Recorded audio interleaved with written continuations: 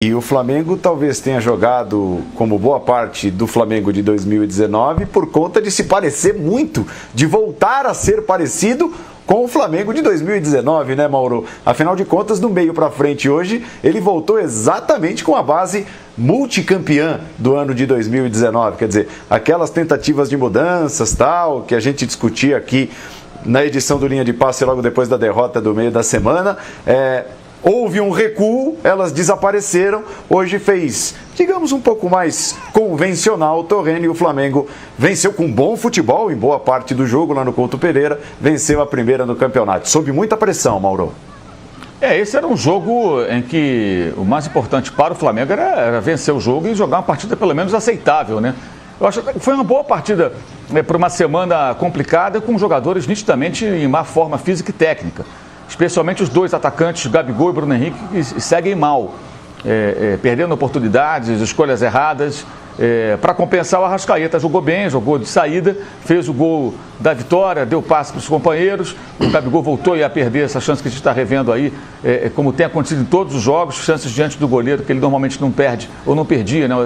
Até a parada da pandemia, ele agora tem desperdiçado a cada partida. O Bruno Henrique teve uma chance também que não chutou, aí tentou passar, me parece que foi um efeito muito claro aí da pressão que ele sofreu em rede social, foi até se desculpar, acho absurdo o jogador ter que se desculpar porque errou uma jogada, um cara que já fez tantas coisas boas para o time, né? Mas enfim, acabou errando aí uma jogada, no passe do João Lucas, que fez a partida bem correta, o lateral direito, que foi ignorado no jogo passado, com a improvisação do Rodrigo Caio no setor, e como o Rafinha agora foi embora, ele foi escalado, e fez uma boa partida, não comprometeu, inclusive ofensivamente, ele fez o passe para o Bruno Henrique na jogada em que o Bruno acabou tentando passar para o Gabigol e a defesa do Coritiba interceptou, essa bola aí que a gente está revendo, né? E ele fez um cruzamento na cabeça do Pedro, o Pedro fez o gol, ele que veio do banco, né? Mas o VAR acabou participando e deu ali um impedimento do atacante do Flamengo, mas cruzou na medida, foi bem, quer dizer, mostrou ali que pode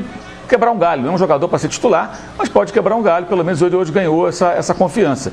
E houve uma conversa sexta-feira dos jogadores com o técnico, que é muito natural que aconteça, essa conversa era mais do que necessária, foi pedido a ele que voltasse para o que era antes e vá fazendo as suas mudanças paulatinamente, que é o que tem que ser feito. Aliás, no final do jogo, interessante observar, o Coritiba teve o René Júnior expulso a 12 minutos do segundo tempo, e aí na parte final do jogo, o Flamengo não tinha Bruno Henrique, não tinha Gabigol, os dois saíram. E tinha Arrascaeta, tinha Diego e tinha Everton Ribeiro. 3 meias, o Gerson chegando, Arão à frente da defesa e um centroavante. Uma maneira até de ficar mais com a bola, de trocar passe, muito passe curto e tal, para fazer o tempo de passar, mantendo o Coritiba longe da sua área, né? E o Coritiba tem 5 derrotas seguidas agora, né? As 2 da final do Campeonato Paranaense e 3 no Campeonato Brasileiro. O time é muito fraco, é muito carente. A situação é bem complicada para o Coxa, que voltou agora à primeira divisão depois de 2 anos, né? 2 temporadas na Série B. Então, o Flamengo fez um jogo bem aceitável para o momento, né? Para o momento, mas perde muito gol. Criou muito, perdeu muitas chances e parte disso se justifica, né? Se identifica, melhor dizendo, pela fase ruim do Gabigol e do Bruno Henrique.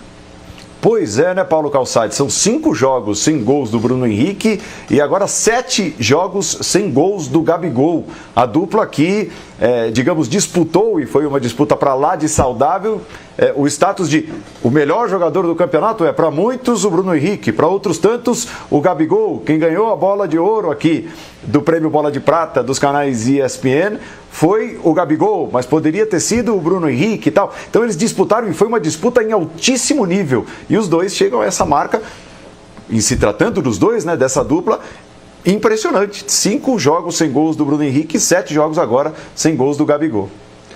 A gente tem uma volta de um período muito longo de inatividade e é preciso entender como os jogadores, num período tão longo de Flamengo, jogadores do Flamengo e de todos os clubes, como foi o comportamento desses jogadores.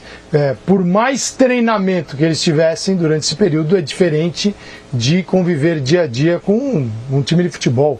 Completamente diferente. Uma coisa é você se manter bem treinado em atividade e a outra é estar numa condição de jogo. Isso ninguém estava. Então a gente tem que entender isso. Isso pesa na conta de todos eles. Mas o torcedor não precisa nem alcançar os números que você citou para entender que a dupla não está funcionando. E é mais do que uma dupla, porque tem o Arrascaeta, tem o Everton Ribeiro, tem o Arão, tem o Gerson, agora o Felipe Luiz, não tem mais o Rafinha, mas o brilho do Flamengo era um brilho coletivo, potencializava o individual, e o mais bonito de ver o Flamengo jogar era o movimento, e aquele Flamengo em altíssima rotação, também pela velocidade, porque o jogo está muito lento aqui. Então você olha para o jogo do Grêmio, Corinthians, lento. Jogo do Palmeiras, lento. Jogo do Flamengo, lento. E o do Flamengo chama atenção, porque ele já alcançou um nível superior e agora ele está dentro daquela normalidade dos outros. Mas ele não deveria. Aí a gente volta para o período em que parou. Então a gente, com o tempo, vai saber. É que não tem Jorge Jesus. Tivesse Jorge Jesus, a gente estaria comparando um trabalho do mesmo treinador, entendendo essa paralisação e observando. Agora, além de tudo, tem um treinador novo. Que os jogadores, isso que me chama a atenção e me estranha. Os jogadores tiveram que pedir para ele, falar, professor, calma. Mas esse era o discurso dele, era o discurso da calma. Ele foi contratado passando isso para a diretoria. Fiquem tranquilos que eu vou com calma. E aí o time, depois de 2 jogos, tem que pedir para ele. Então tem alguma coisa... Quer dizer, ele não entendeu isso. Ele acreditou demais nele e não naquele time que já tinha alcançado um grande futebol. Mas é preciso entender que essa paralisação afetou todo mundo. Mas o Flamengo precisa de velocidade nas suas ações. E ele perdeu muito. E quando isso é reduzido, você tira do Flamengo boa parte da sua força, que era de pressionar adversários, e era um Flamengo fantástico. Então, é para o rubro-negro se preocupar? Sim. Por quanto tempo? Veremos. Oi, Jean. Eu acho que assim, claramente é um Flamengo ainda muito aquém do melhor Flamengo que a gente viu no ano passado. Talvez esse Flamengo de hoje possa ser comparado ao Flamengo das finais do Campeonato Carioca, né? Um Flamengo que já era, mesmo com o Jesus, bem distante do Flamengo do ano passado. Aí a explicação física talvez faça mais sentido, né? Aliás, em alguns casos, acho que no caso do Gabigol tá muito claro, a questão física tá pesando, né? E eu não tô nem falando, fica muito claro pela figura do Gabigol.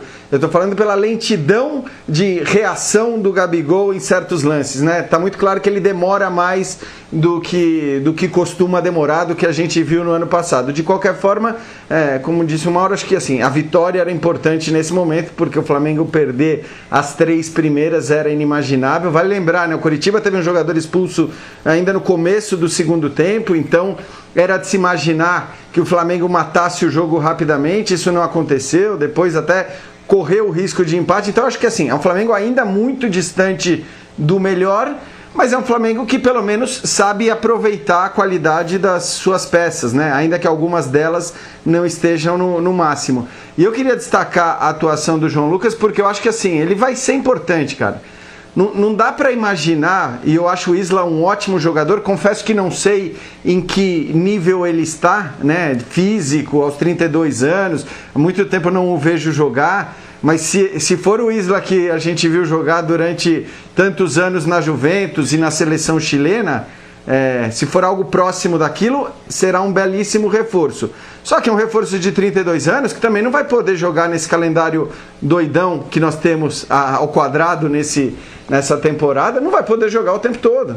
Então é importante ter uma alternativa, né? E eu acho que o João Lucas hoje fez um jogo bom, que se não é o suficiente para dizer que ele vai jogar nos jogos da Libertadores ou nas principais partidas do Brasileiro, me parece que ele está apto a jogar as partidas menos complicadas dessa competição, o que vai ser importante também para dar um gás para o Isla em se confirmando a sua chegada, claro.